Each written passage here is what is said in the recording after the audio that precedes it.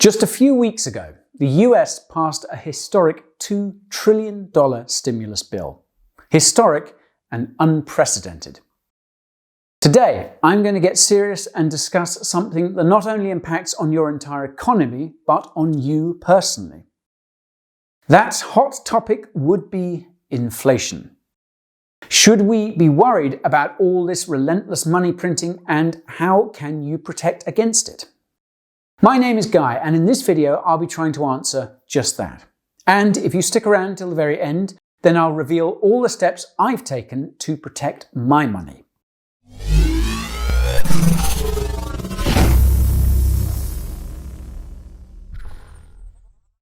Before I get started, there are two quick things I need to say. Although I did go to uni, I didn't study How to be a Financial Advisor 101. So that means I clearly am not one.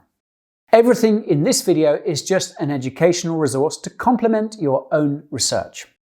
Oh yes, and if you're new here, then welcome to the channel. Pro tip, if you want to see more of my vids, then don't forget to hit up that subscribe button and ping that little bell. That way, you'll be notified whenever I release another video. All set? Smashing! Let's get cracking. Now, for those of you who did not seal yourself inside a nuclear bunker back in 2019, you'll probably know that the world has a teeny tiny problem right now.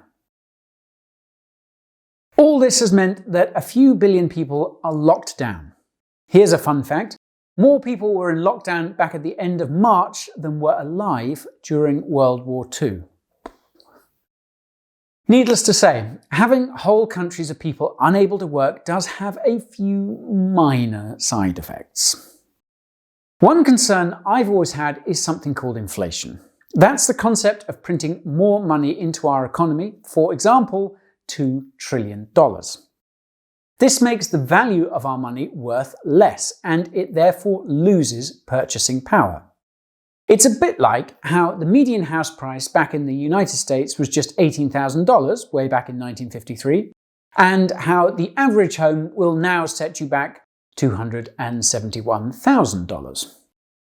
What does inflation do? Well, check out the price of a bottle of Coke back in 1959. It went from costing 5 cents to today, where you'll struggle to find a bottle of Coke anywhere for less than $1.50.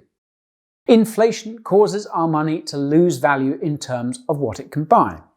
But inflation isn't new, and we've seen this since the invention of money. However, the worry is that as trillions of dollars get printed into the economy, it negatively impacts on the value of everyone else's money. Suddenly, the price of everything goes up. Our money buys less, and we then have to earn more money to pay for things. When inflation gets really out of control, we could end up becoming like Zimbabwe or Venezuela. To show you the insanity of hyperinflation, let's look back at August 2016, where a cup of coffee in Venezuela cost a pretty reasonable 0.01 bolivars. Now, once the Maduro government got its hands on the Venezuelan economy, hyperinflation set in, and that same cup of coffee now costs 100,000 bolivars.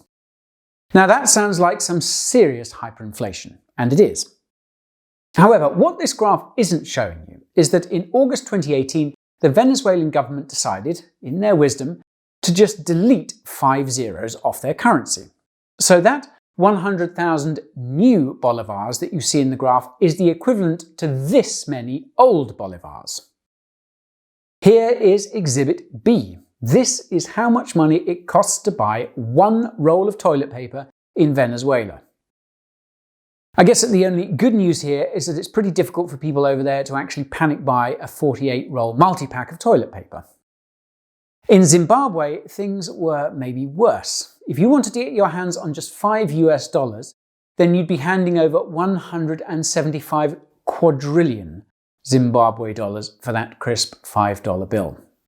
Things got so out of hand that a trip to the local market would require you to bring wheelbarrows full of money to get just a few basic things. When it gets to the point that you're weighing money and not counting it, then you know that something has gone seriously wrong. So what caused this crazy amount of inflation in Venezuela and Zimbabwe? Well, A quick Google search reveals that, in both cases, government money printing was to blame. Yes, both Zimbabwe and Venezuela are extreme examples of hyperinflation. However, should we be concerned about the trillions of dollars that's been pumped into the US economy, and are we likely to see inflation or hyperinflation from this? So, what really is inflation? Well, it's when the cost of items rise, but the value of our money stays the same. It's a bit like how this £10 note should buy 6 bottles of hand sanitizer in 2020, and how in 2030 it might only buy me 3 bottles. That's despite this being the same £10 note and nothing really changing. Now, inflation usually happens pretty slowly. However, a consistent small increase every year does compound and results in big price increases over time. If we look at the Bank of England inflation calculator and go back just 20 years, we can see that £10 in 1999 would buy you the same amount of goods that £17.46 buys you in 2019.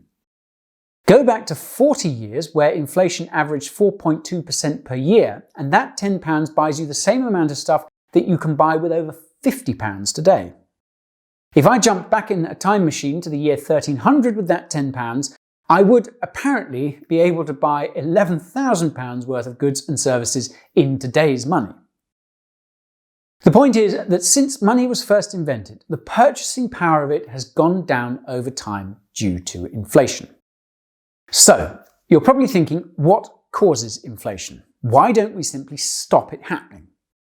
There are basically 3 core reasons driving it. Number 1. If there is increased demand and not enough production. For example, if the demand for N95 masks skyrockets and the levels of production stay the same, then prices are going to go up. Number 2. If there is an increase in production cost. This could be due to increased cost of labour or input materials. Businesses operate to make a profit, and manufacturers pass on this increase in the price of production onto consumers in the form of higher prices. And finally, we have something known as built-in inflation.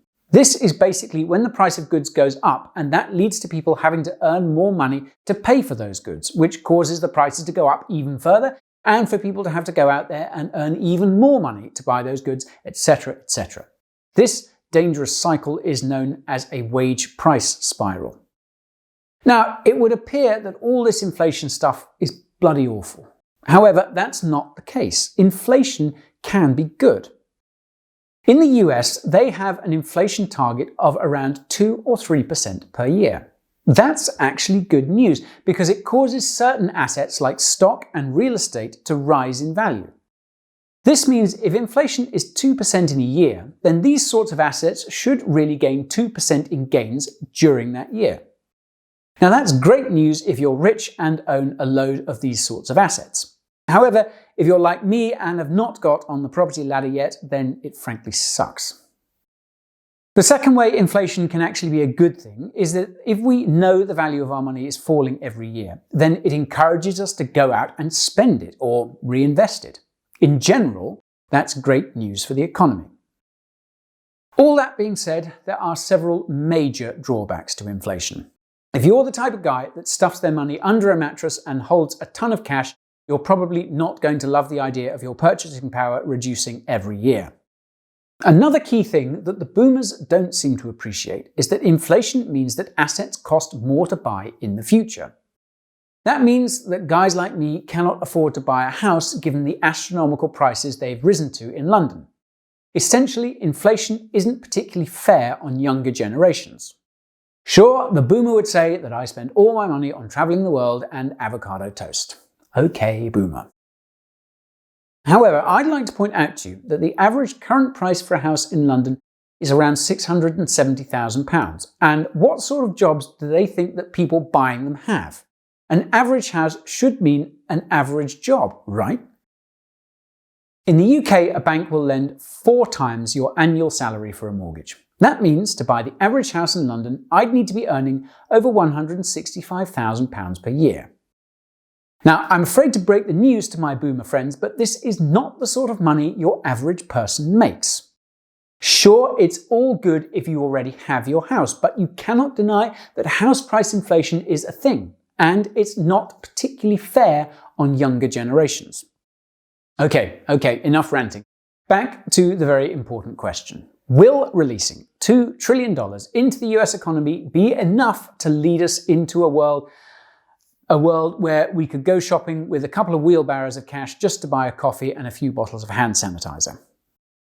Is there anything in history that could give us some clues and help us to work out if we should be investing in wheelbarrows?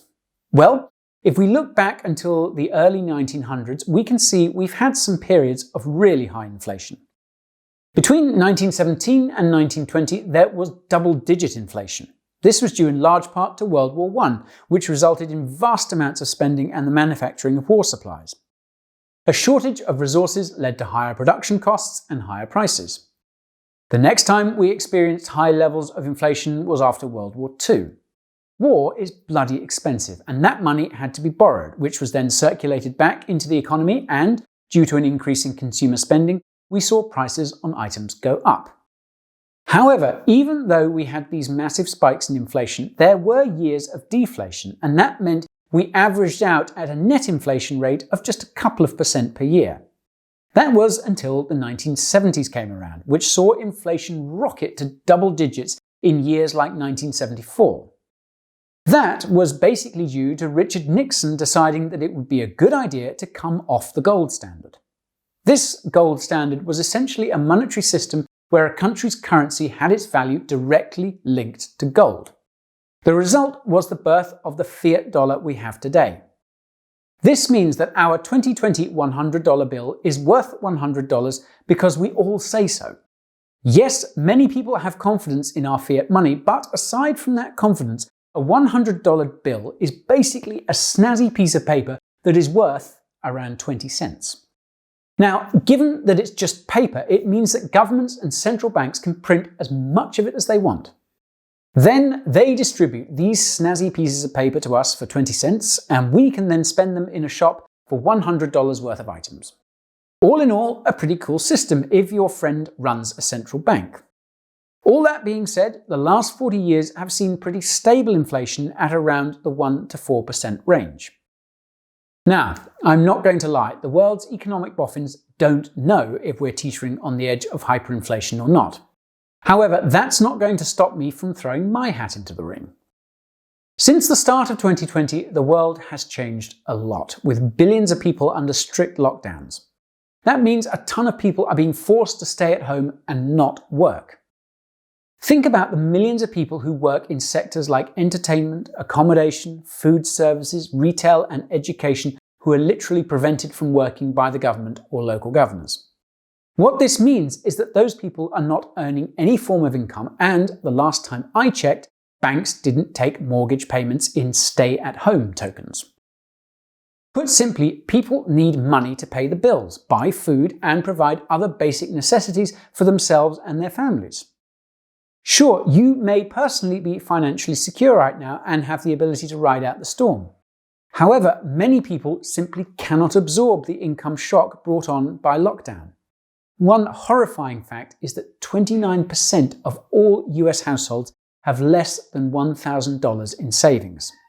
Now, I don't know about you, but $1,000 isn't going to pay my rent and bills for a month, and I'm sure it won't cover yours either.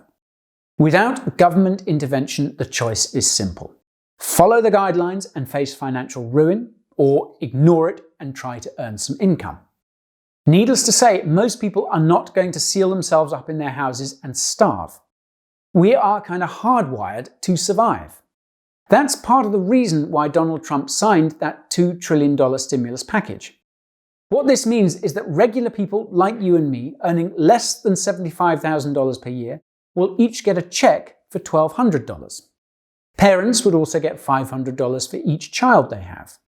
Student loan payments are to be also deferred for up to 6 months, and unemployment insurance has been expanded to an extra $600 per month for up to 4 months. However, these direct payments to families and the expansion of unemployment insurance makes up only $550 billion of the most recent $2 trillion stimulus package. So, where did the rest go? Well, you can see from the awesome graphic here that $523 billion was allocated to companies directly impacted by the virus. Nearly $377 billion went towards small business loans and grants. Another $290 billion went on tax cuts. $150 billion went to local stimulus funds and a few other bits and bobs.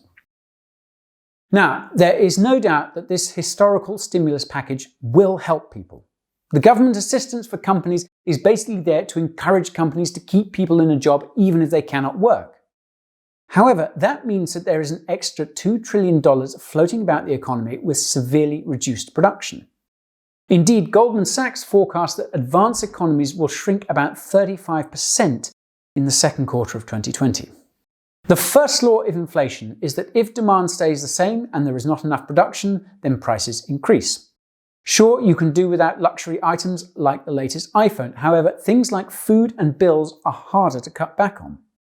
The truly scary thing about the US government stimulus package is that it's unlikely to support US citizens for long. Sure, $1,200 may seem like a lot. However, if you're one of the 29% of US households that have less than $1,000 in savings, then this stimulus check will probably only keep you going for a month. What happens next? Well, the government basically has two options. The first is to allow tens of millions of people to go destitute, hungry, and break shelter despite guidance. Or they could issue yet another stimulus package. That would mean pumping even more funny money into the economy, which would then in turn be chasing the same pool of goods and services. Now consider this. The United States Chief Medical Advisor, Anthony Fauci, is saying that a vaccine is nowhere in sight for the next 12 to 18 months. Coupled with that is the small issue that no country really has an exit strategy to get back to normal before this vaccine is successfully created and distributed. That means we could be seeing another 12 to 18 months worth of stimulus packages, basically a heck of a lot of money being pumped into the economy. Things get even worse when we think about the production side of things.